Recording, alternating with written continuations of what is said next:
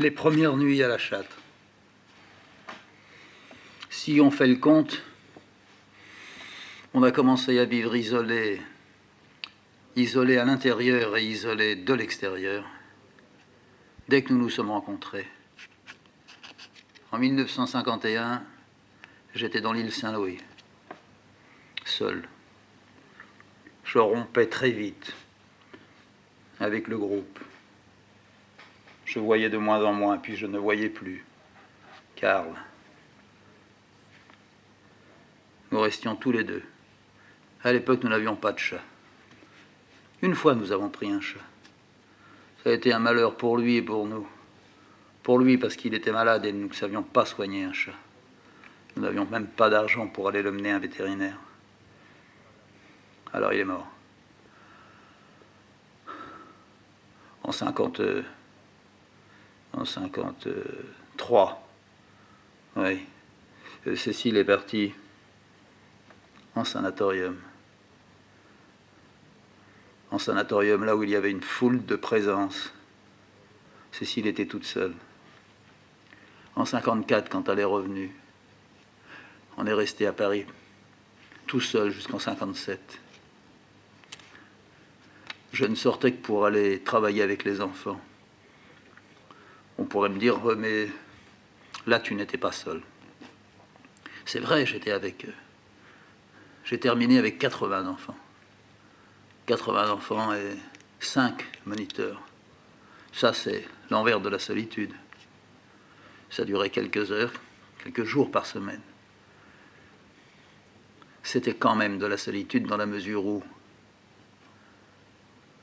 c'était des petits-enfants juifs. Des petits-enfants juifs qui n'avaient pas grand-chose à voir avec ce qui les entourait. C'était le vase clos. C'était encore une sorte de cave. Ça a été une cave pour 10, une cave pour 20, pour 30, pour 80. C'était une concentration d'enfants juifs dans un local. En 57, on est parti. En 57, je suis tombé malade dans les montagnes. À partir de 57, notre vie n'a été qu'une vie de villageois isolés comme le sont tous les villageois. Et à l'écart, on n'a jamais été dans le centre d'un village. À Corcelles, on était à 2 km environ du petit village. Il y avait malgré tout le passage 2 ou 3 fois par jour devant notre maison, pas loin de notre maison. Parce qu'il y avait encore 4 cultivateurs paysans, vraiment dans la montagne, au bout du chemin. Ils étaient à 3 km de nous. Ils descendaient tous les jours le lait le matin et le soir. Il y avait 2 enfants, 2 petites filles, qui allaient à l'école. Quand elles passaient, elles chantaient. On ne les entendait pas arriver, elles ne chantaient pas de loin. Mais dès qu'elles étaient à quelques 10 mètres, 20 mètres de la maison, elles chantaient. Et plus elles s'approchaient de la maison, elles chantaient très fort. Et quand elles s'en écartaient pour descendre dans le village, leur voix lentement s'effaçait et tout à coup s'arrêtait. C'est pour nous qu'elles chantaient, c'était pour nous dire on passe. C'était bien la seule vraie, belle présence. Belle voix d'enfant, belle voix de petite fille. Ces petites filles, quand j'étais malade, un jour Cécile les a fait rentrer à la maison. Cécile leur a dit, vous allez passer là un petit moment, je vais vous donner du café au lait. Elles se sont mises à la table. Elles ont pris leur café au lait et moi je suis descendu de la chambre. Je m'étais habillé. Je les regardais prendre leur café au lait.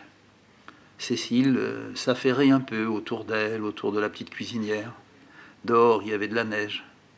Dehors, il faisait froid. Ces 2 petites filles-là, j'ai demandé à l'une, s'appelait Christiane. Très jolie enfant, très intelligente enfant. Vive, beaux yeux, une bouche magnifique, une bouche à embrasser.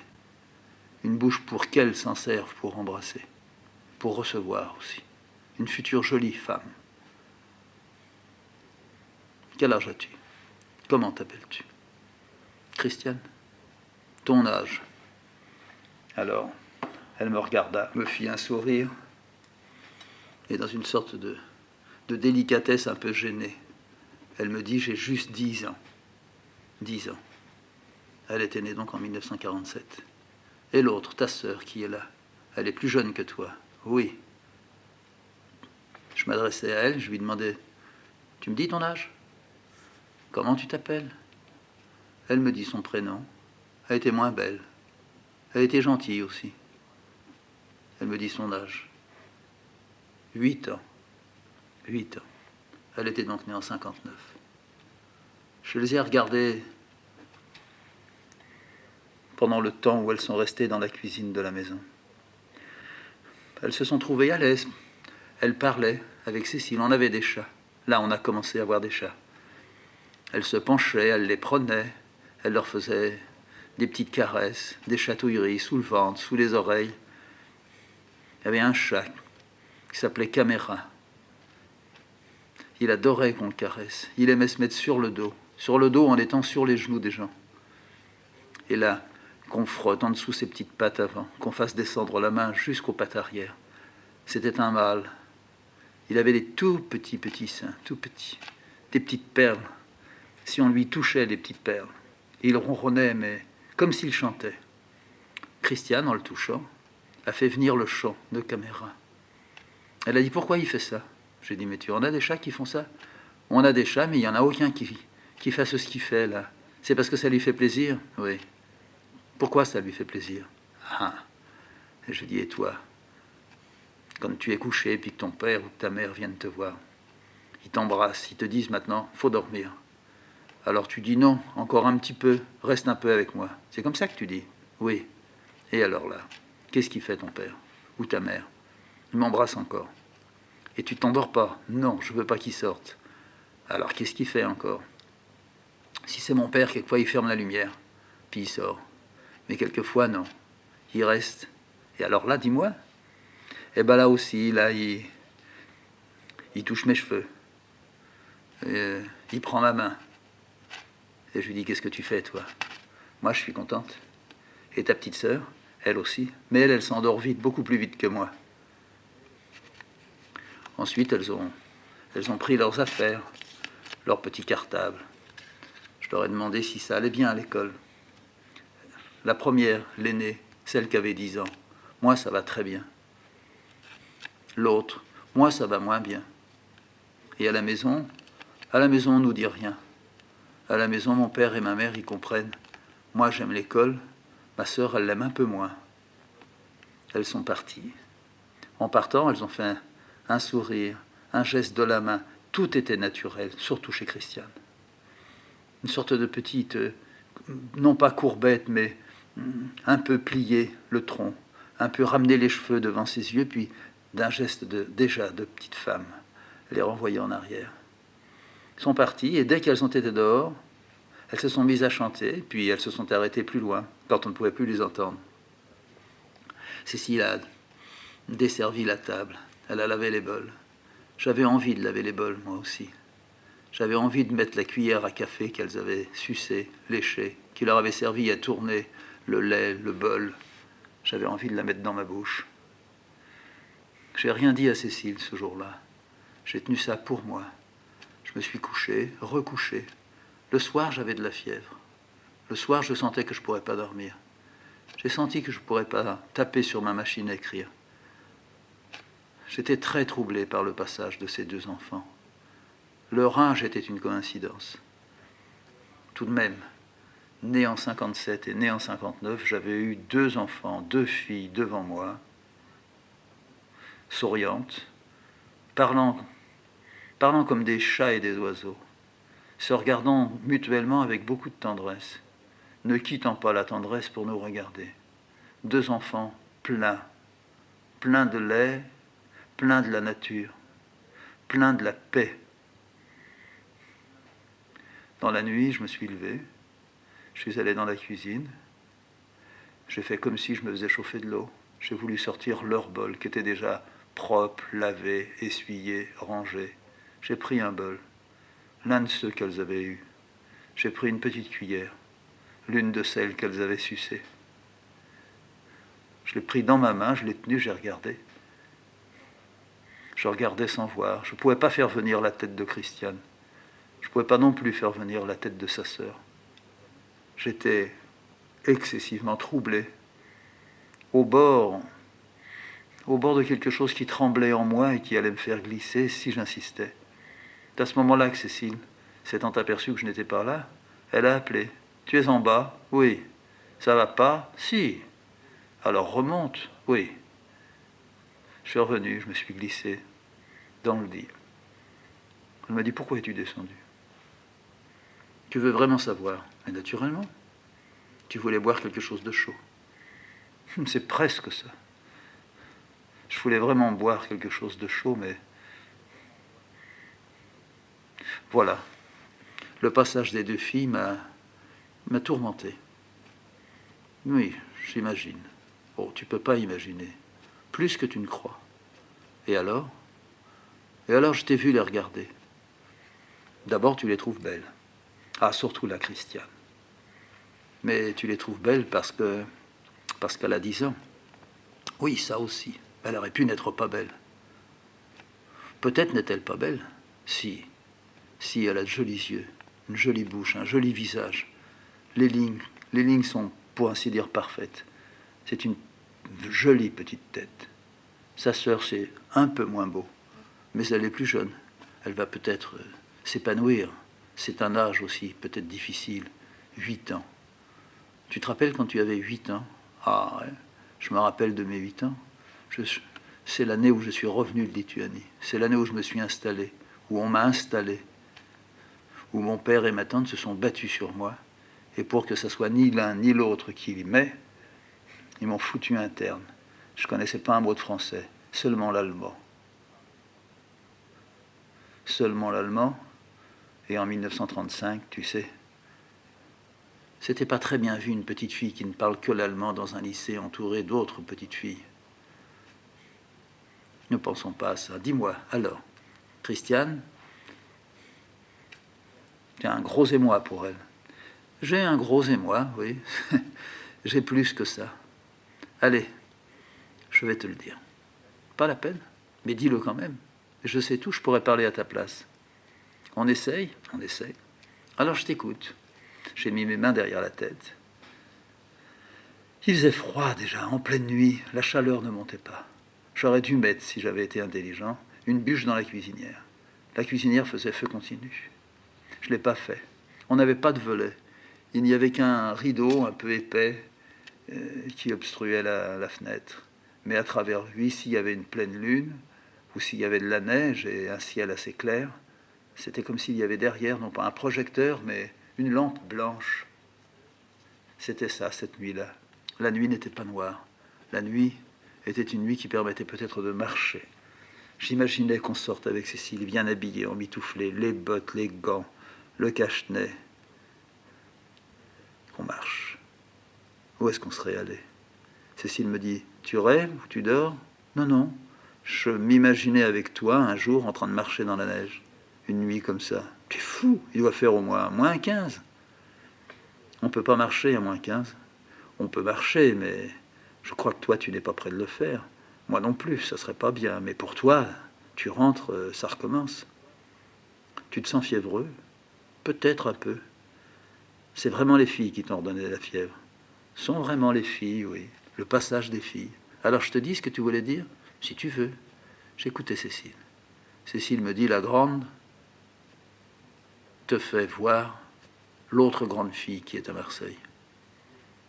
Voilà, là, tu as gagné. Elle aurait le même âge. Elle est née en 47. Et l'autre, la plus jeune, elle est née en 49. 49, c'est le même âge de la deuxième. Tu as donc vu. Tu as vu. Oui. Et tu es blessé. Oui. Je ne veux pas penser, mais là, je me suis tendu un piège. C'est pas un piège très grave, tu sais. Je te dirais même, tu pourrais ne plus jamais revoir les petites, mais pourquoi? Elles étaient très mignonnes. C'était bon de passer un moment avec elles. Oui, je me demande. Il m'arrive que je me demande. Oh, je te dirais que ça se voit. Ça se voit. Maintenant, bon, tu es presque toujours dans le lit. Tu es quand même très préoccupé, et par ça, et par ce que tu fais. Mais quand je suis rentré de Sana, j'ai vraiment remarqué, je me suis demandé, mais qu'est-ce qu'il y a eu? Pourquoi il a par moments cette tête si sombre? J'osais pas te demander. Pendant un moment encore, je me suis dit, il s'était fait à mon absence. Je suis rentré, il a du mal à se faire à moi. Je suis là, je suis très présente. Je suis au lit, je suis sur le lit, je suis presque toujours allongé. Tu amènes tout, tu fais les commissions, tu fais la cuisine. De temps en temps, je fais la cuisine. Tu me laisses rien faire, mais je ne pourrais rien faire. Je suis rentré très vite, très tôt, peut-être trop tôt. Ordinairement, on laisse partir d'un sana une femme ou un homme qui peut reprendre un peu, la direction de ces choses. Moi, je suis rentré, on m'a dit, vous partez 6 mois trop tôt. J'ai dit, je veux rentrer. Je suis rentré. C'est là que j'ai vu ton regard. De temps en temps, tu continuais assis à ta table, mais tu ne travaillais pas. Oh, tu pensais ou tu étais un peu fatigué ou assoupi. Mais j'ai jamais vu chez toi l'assoupissement. J'ai vu chez toi, par moments, quand il y avait ça, quand tu te mettais à ta table, je ne sais pas, il y avait une façon de tenir le pinceau qui ne travaillait pas, qui n'était pas la même façon que peut-être le matin, quand, dans la même position, tenant le pinceau, ton œil était différent, ton visage était différent, tes épaules, ton dos. Et alors tu en concluais que, ah, j'ai conclu, et je suis resté à ça pendant des mois. C'est difficile de reprendre une vie ensemble. Et puis ensuite, je me suis rendu compte qu'il y avait un peu de vrai. On ne vit pas avec une personne malade. Quand on est jeune, je suis malgré tout jeune. Et toi, tu es aussi jeune. On ne vit pas déjà pendant 2 ans avec quelqu'un qui est dans un lit, qui descend de plus en plus, qui s'enfonce de plus en plus, qui termine les 2 années par une belle hémoptysie. Oui, c'est sûr que ça doit casser quelque chose. Après, on accompagne quelqu'un dans un sana. Là, ça se passe mal. Une année complète qui ne se passe pas très bien, et puis je reviens. Qu'est-ce que j'amène? Qu'est-ce que j'amène à un homme comme toi? Je ne peux pas oublier que tu as des désirs, tu veux travailler beaucoup. Peut-être que tu as envie le soir quand tu as fini la journée. Là, dans tes papiers, dans tes cartons, peut-être que tu voudrais sortir avec moi.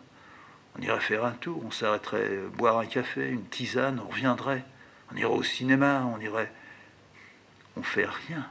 À cause de moi, on ne bouge pas. On ne peut pas. Dès qu'on va faire un petit tour, s'il ne fait pas trop froid, pas trop chaud, pas de la pluie, au bout de 100 mètres, je dis, je peux plus. Si tu veux, continue. Je vais t'attendre. J'étais persuadé que c'était ça. Et tu t'es trompé. Je me suis trompé.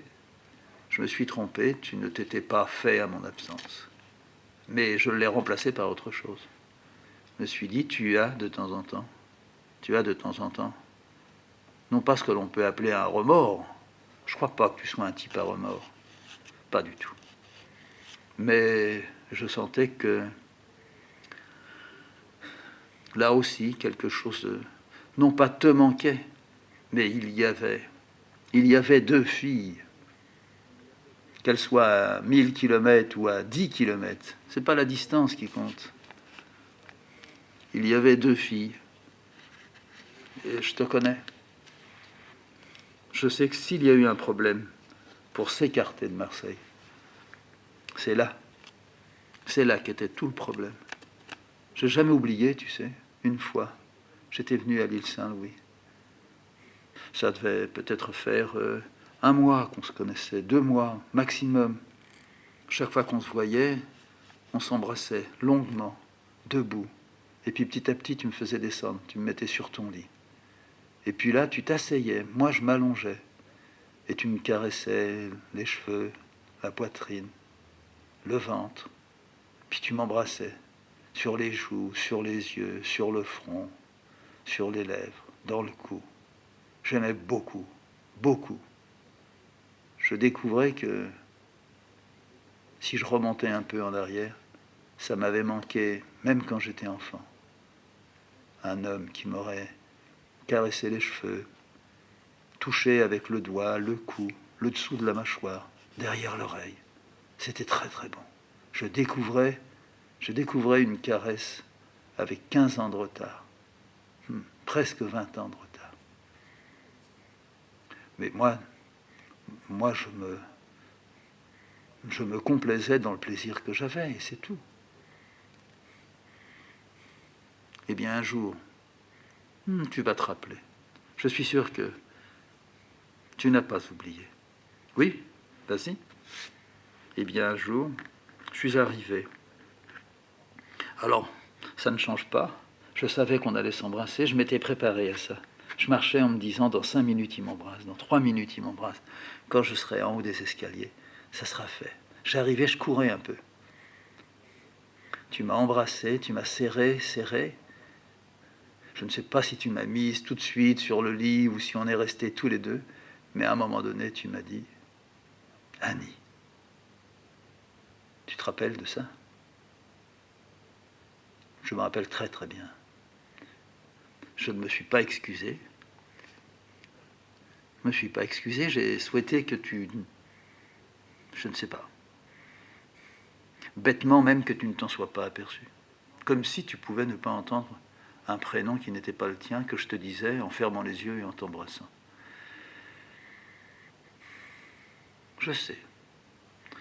J'ai été quelques jours d'abord à m'en vouloir, à me dire pourquoi ça s'est arrivé. Je savais que ça pouvait arriver. Toi, tu n'as rien dit. Mais tu aurais dit, ça aurait bien été pareil, puisque tu avais entendu. Si tu ne disais rien, c'est aussi parce que tu avais entendu. Je me souviens qu'on a passé la soirée, là, dans ma chambre. Je t'embrassais, mais je t'embrassais pas de la même façon. Je t'embrassais pour te faire croire que je t'embrassais comme quelques jours avant, quand tu étais là à la même place. Peut-être que toi aussi tu sentais ça. Oui, je sentais que tu m'embrassais, mais quelque chose venait de changer. Quelque chose qui allait aussi s'éloigner. Mais là, pour la première fois, un coup.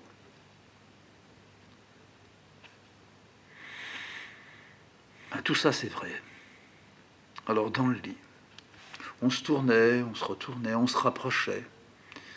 On se mettait nos bras l'un dans l'autre, comme si on était en train de se promener, bras dessus, dans le lit. Alors j'ai dit, tu sais, c'est pas très grave non plus, c'est inévitable. Je ne t'ai jamais caché qu'il y avait 2 filles. Je t'ai même pas caché que j'étais très attaché à celle avec qui j'avais pu commencer à parler. Je suis parti en 51, de 47 à 51. Ça fait quand même 4 ans. 4 ans. Elle parlait déjà à 2 ans et demi, mais même quand elle roucoulait, qu'elle était petite, tout ça m'était rentré dans les oreilles. Et puis tout à coup, plus rien. Plus rien, parce que j'avais voulu qu'il y ait tout à coup plus rien.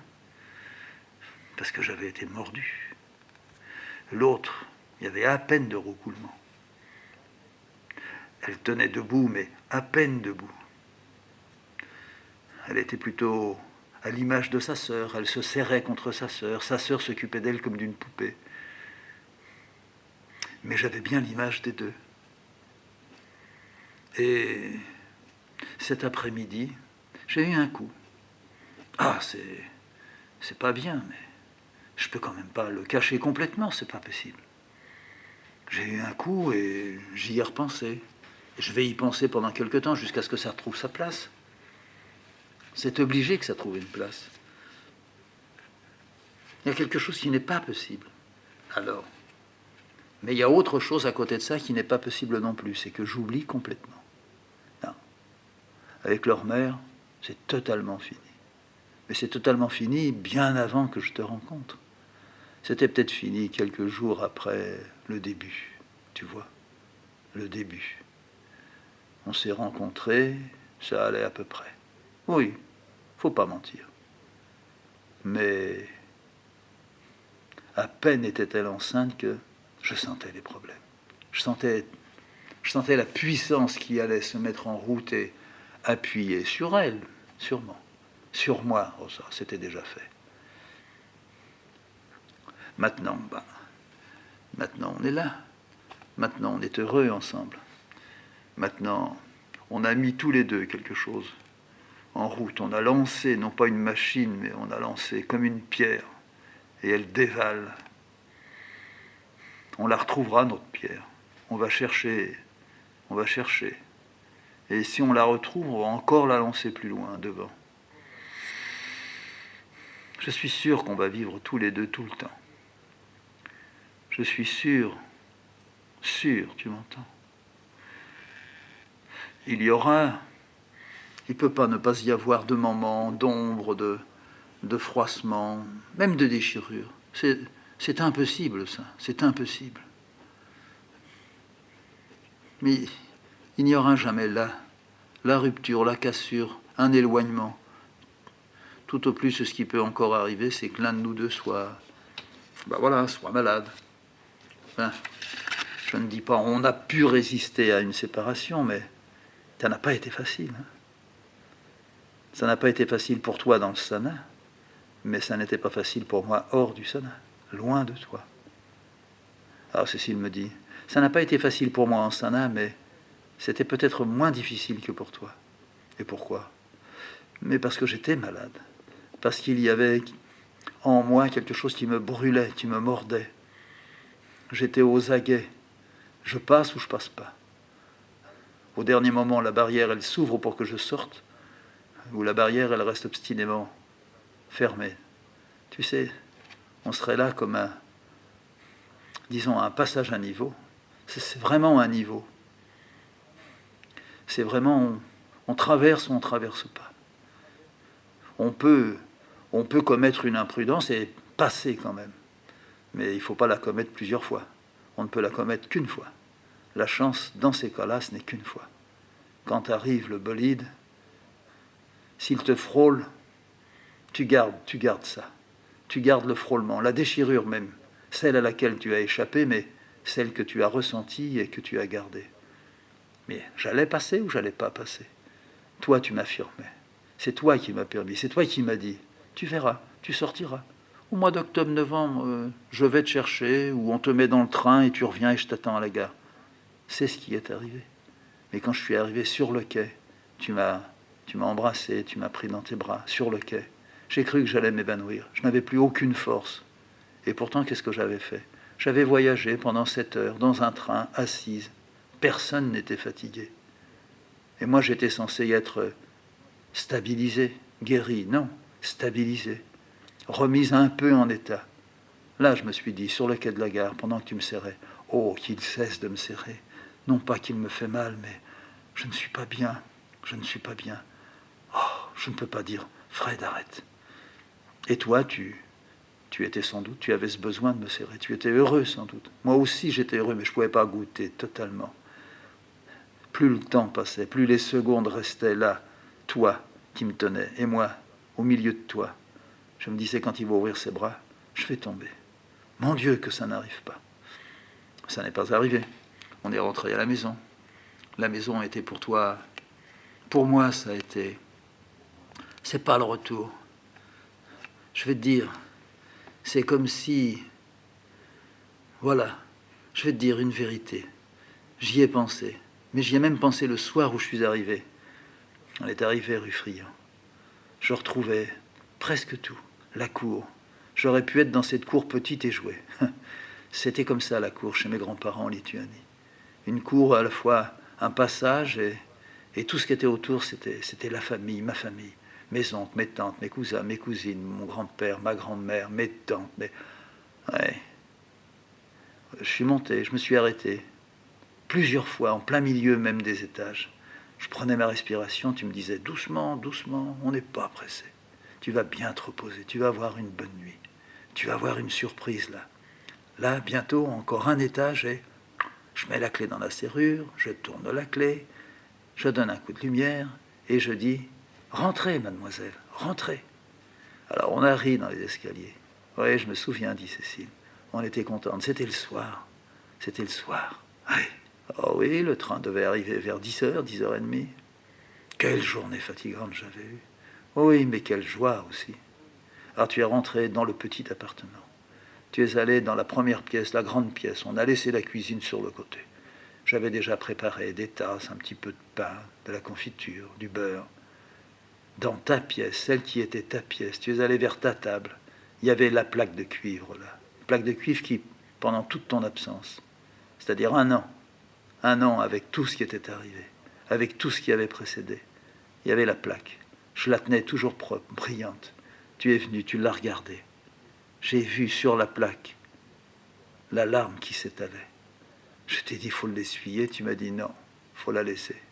Ça va oxyder le cuivre. Je ne sais pas si je le graverai. C'est de la joie. J'ai de la joie. Excuse-moi de pleurer. J'ai de la joie. Mais j'avais les jambes qui tremblaient. D'émotion, oui, sûrement. Mais il n'y avait pas que l'émotion. Il y avait une fatigue. Je n'avais pas eu une fatigue comme ça depuis que, allant un peu mieux, je me levais et je pouvais marcher dans le Sana, faire un petit tour dans le jardin, dans le parc du Sana. J'avais jamais rencontré une fatigue pareille.